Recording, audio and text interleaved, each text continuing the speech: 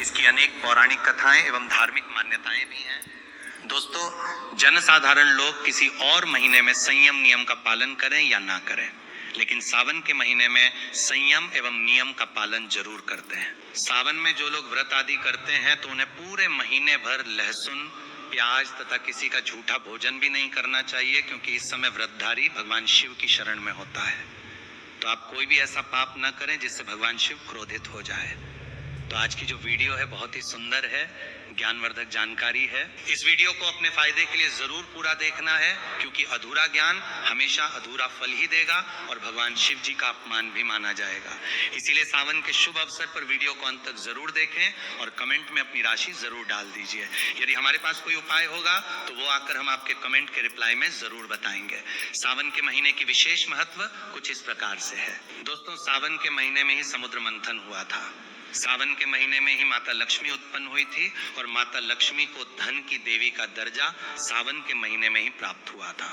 सावन के महीने में ही भगवान भोलेनाथ जी भूलोक पर आ जाते हैं और भूलोक पर जिनके घर पर यथावत शिवलिंग रखा हुआ होता है तो उनके घर में भगवान आशंकित जरूर आते हैं। दोस्तों, इस माह में भगवान विष्णु योग निद्रा में चले जाते हैं तो सृष्टि का जो भार होता है वो भगवान भोलेनाथ संभालते हैं। तो आज की जो वीडियो का विषय है बहुत ही सुंदर है कि इस वृक्ष पर 2 जोड़ा हरी चूड़ी आपकी हर इच्छा शीघ्र ही पूर्ण होगी, और इस वृक्ष पर सावन में अगर हरी चूड़ी बांधते हैं तो आपकी सभी मनोकामना शीघ्र ही पूर्ण होगी ही होगी, और आपका आने वाला समय भी सुगमता पूर्वक से गुजरेगा और कैसी भी आपके जीवन में जो परेशानी चल रही हो वो परेशानी भी समाप्त हो जाएगी।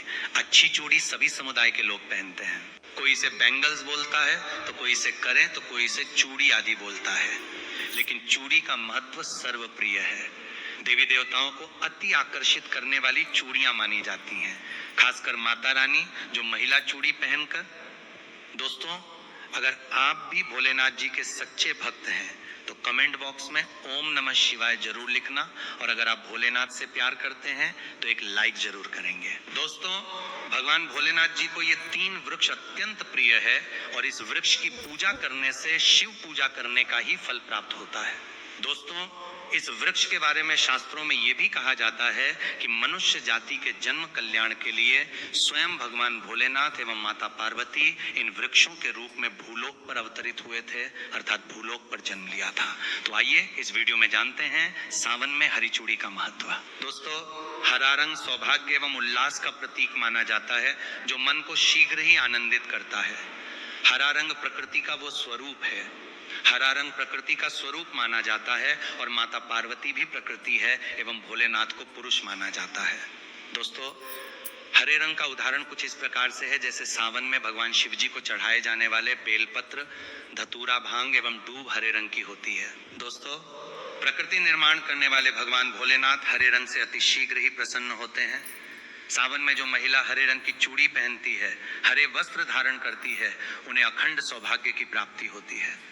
दोस्तों, इसीलिए कहा जाता है जितनी भी माताएं बने हैं उन्हें पूरे सावन के महीने में हरे रंग की चूड़ी जरूर पहननी चाहिए, हरे वस्त्र जरूर धारण करने चाहिए। सावन के महीने में जो माताएं बहनें भगवान भोलेनाथ की पूजा करती हैं, शिव प्रकृति है, ऐसी माता बहनों को हरे रंग के वस्त्र धारण करने चाहिए और भूल कर भी सावन के महीने में नीले और काले वस्त्र किसी भी महिला को कदापि नहीं पहनने चाहिए। ऐसा माना जाता है कि इस रंग के कपड़े पहनने से महिला के पति पर कष्ट आते हैं और उनके पति की आयु कम हो जाती है। तो दोस्तों, इस वृक्ष पर किसी भी सावन सोमवार के दिन या सावन में किसी भी समय जरूर बांधे। हरी चूड़ी दुर्भाग्य आपका सौभाग्य में बदल जाएगा भी। आपके ऊपर परेशानी हो, गरीबी हो, कष्ट हो, कर्ज हो, तकलीफ हो, जीवन में जो परेशानी हो वो सारी समस्याएं समाप्त हो जाएंगी। दोस्तों, केवल एक ही सोमवार के दिन अगर आप ये उपाय करते हैं, हरी चूड़ी इस वृक्ष पर बांधते हैं, तो आपके जन्म जन्मांतर की गरीबी भी मिट जाती है और शीघ्र ही आपके एक ही सोमवार के दिन ये उपाय करने से मनोकामना पूर्ण होगी। तो दोस्तों, वो वृक्ष कौन से हैं, आइए जानते हैं। प्रथम वृक्ष है शमी का वृक्ष। शमी के वृक्ष के बारे में ध्यान से सुनिए। तो शमी का वृक्ष माता पार्वती का एवं भगवान भोलेनाथ जी का मिश्रित स्वरूप कहा जाता है। इसलिए दोस्तों शमी के वृक्ष को उमाश्वर वृक्ष भी कहा जाता है। पूरे सावन भर शमी के वृक्ष पर माता पार्वती एवं भगवान भोलेनाथ जी का वास माना जाता है। सावन के महीने में गोदली बेला पर प्रदोष काल के समय, अर्थात दोस्तों जब ना ही दिन हो और ना ही रात, अर्थात संध्या काल के समय, तो इस वृक्ष को संध्या काल के समय में गोदली बेला में या फिर प्रदोष समय में इस वृक्ष को छूने से पाप दोष कष्ट एवं परेशानी केवल सावन के महीने में छूने मात्र से समाप्त हो जाती है। दोस्तों सावन के पवित्र महीने में अगर शमी वृक्ष की जड़ पर कच्चा दूध डाला जाए, ये कायदा है, तो भगवान शिव शीघ्र ही प्रसन्न होते हैं एवं माता पार्वती का ढेर सारा आशीर्वाद प्राप्त होता है। दोस्तों शमी के वृक्ष का महत्व कुछ इस प्रकार से है। भगवान राम रावण पर आक्रमण करने के पूर्व भगवान राम ने शमी वृक्ष की पूजा की थी और पांडवों ने अपने दिव्य हथियार भी शमी के वृक्ष के नीचे में दबाए थे। शमी का वृक्ष जिस घर में लगा होता है उस घर का कल्याण हो जाता है और उस घर में सभी प्रकार के भौतिक सुखवास माना जाता है। तो दोस्तों सावन के किसी भी सोमवार के दिन शमी वृक्ष पर उमा महेश्वर का ध्यान करते हुए 2 जोड़ी हरी चूड़ी एवं हरे रंग का रिबन जरूर बांधना चाहिए, या फिर हरे कलर का जो भी आपको श्रृंगार आदि मिल जाए वो आपको जरूर बांधना चाहिए, जैसे कि हरे रंग की मेहंदी, हरे रंग की बिंदी आदि या हरी चूड़ियां जरूर बांधनी चाहिए। दोस्तों कैसी भी आपकी मनोकामना हो वो एक ही बार में पूर्ण हो जाएगी, क्योंकि इस खास समय पर यानी सावन के समय में भगवान शिव खास तौर पर वास करने आते हैं धरती पर और शमी के वृक्ष में स्थायी रूप से वास करते हैं। शमी का वृक्ष छूने मात्र से आपकी मनोकामना शीघ्र ही पूर्ण हो जाएगी। पूरे सावन भर अगर शमी के पत्ते भोलेनाथ जी को उनकी पूजा में चढ़ाते हैं तो इससे अष्टलक्ष्मी आपके घर में वास करती है। आपके घर में कैसी भी गरीबी हो, दरिद्रता हो, दुख हो, परेशानी हो, गरीबी हो, बीमारी हो, सब समाप्त हो जाती है और पूर्ण रूप से आपके घर में भौतिक सुख आकर के निवास करने लगते हैं।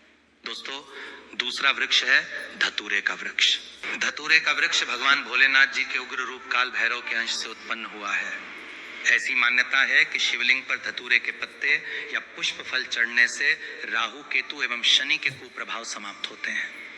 धतूरे के वृक्ष पर सावन के किसी भी सोमवार के दिन अगर 2 जोड़ी हरी चूड़ी बांधे तो शत्रुओं से छुटकारा मिलता है एवं शत्रुओं का सर्वनाश होता है। और दोस्तों सावन सोमवार के दिन धतूरा का वृक्ष छूने मात्र से भगवान शिव आपके घर में दौड़े चले आएंगे। दोस्तों अगर सावन के किसी भी शनिवार के दिन धतूरा के वृक्ष पर बाबा काल भैरव का ध्यान करते हुए हरी चूड़ी अगर बांधी जाए तो घर से भूत प्रेत बाधाएं सब नष्ट हो जाती हैं, भस्म हो जाती है। एवं छोटे से धतूरे की जड़ अगर घर के किसी भी कोने में छुपा दी जाए या घर में जमीन में गांठ दी जाए तो भूत प्रेत इत्यादि का वास घर में कभी नहीं होता है। घर से सभी बाधाएं शिव के वास होने से भाग जाती हैं। दोस्तों जो तीसरा वृक्ष है वो है बेल का वृक्ष। अगर भगवान शिव को बेलपत्र न चढ़ाए जाएं तो सावन का व्रत अधूरा माना जाता है और बिना पत्र चढ़ाए ही शिवलिंग पर जल भी व्यर्थ हो जाता है। इसलिए जब भी आप भगवान शिव पर बेलपत्र चढ़ाएं तो 5 बेल